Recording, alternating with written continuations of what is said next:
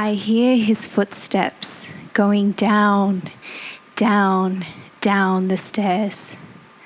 The front door opens and closes, and I'm alone. Holy crap, I can't do this. But I can't do that either. It was 2010, and I had just asked my husband for a divorce. I thought I'd feel free once I told him. In reality, I was freaking terrified because I had never been alone.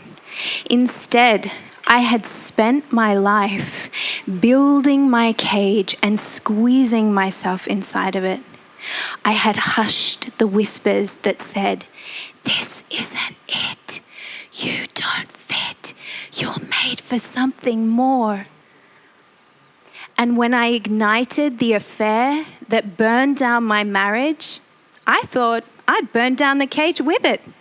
I thought my time in the cage is done. But I couldn't have been more wrong.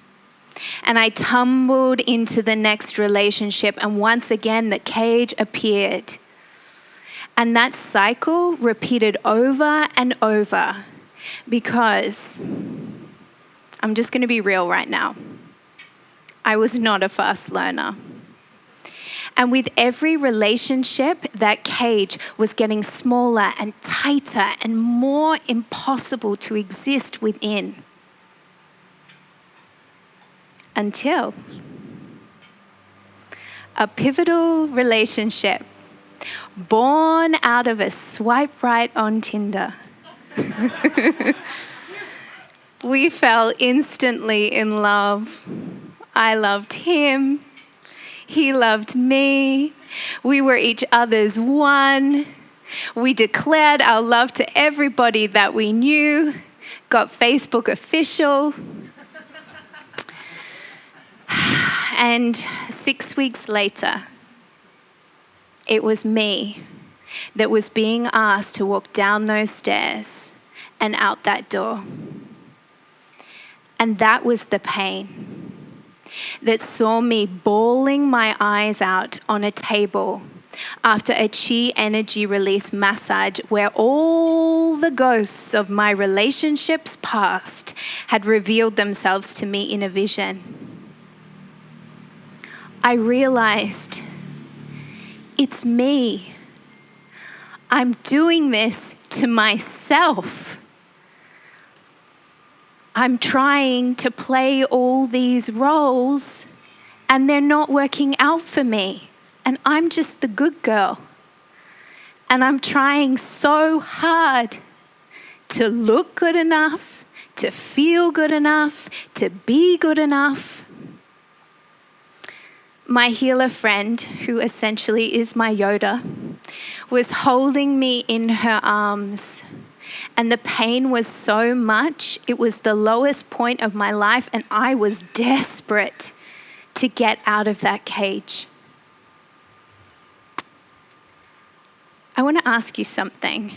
Have you ever been presented with something that in the past you just would have said absolutely, hell no, no way to, but right now feels like the perfect solution? Yeah. That's where I was at. So when my Yoda mentioned ayahuasca, I didn't ask too many questions. I just said yes.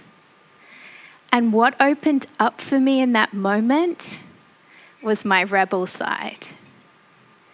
What if I did something that back in 2014 would be a radical action for a regular person to take? What if I took on that ayahuasca journey?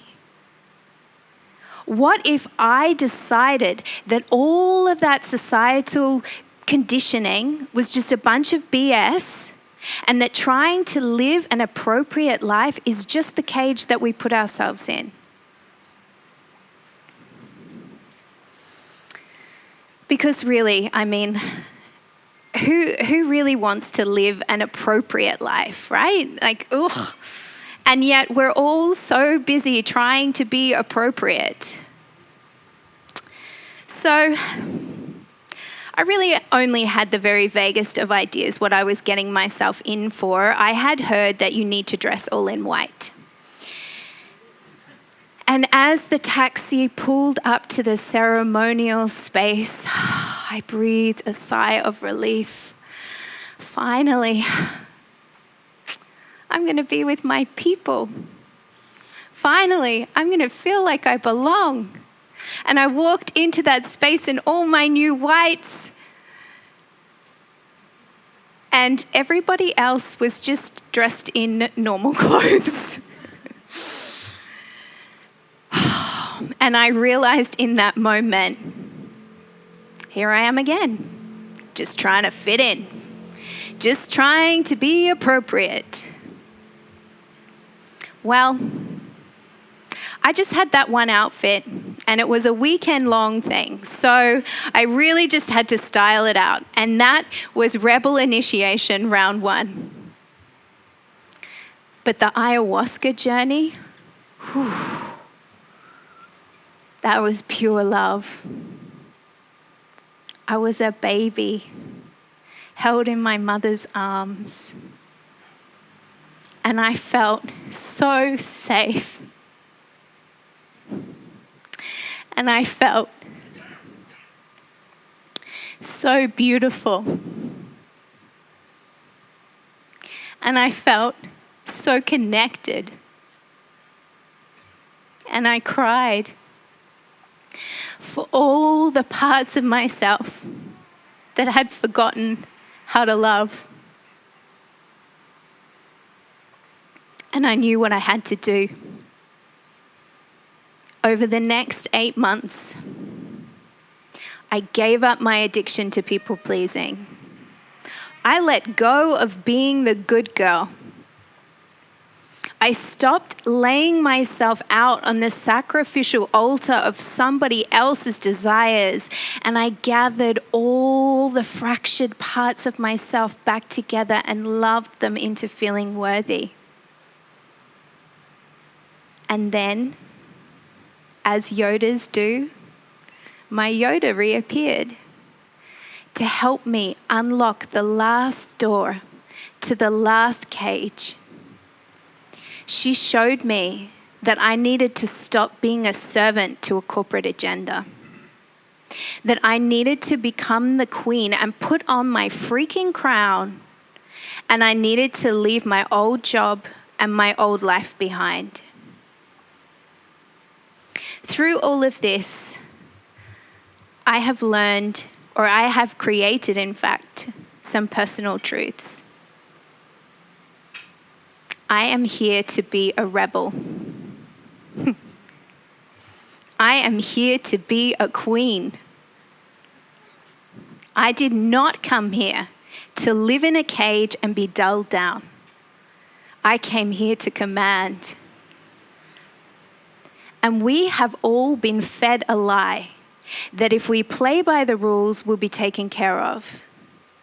But in my experience, it's when I don't play by the rules that love, passion, vibrancy, and luxury become available to me. Thank you.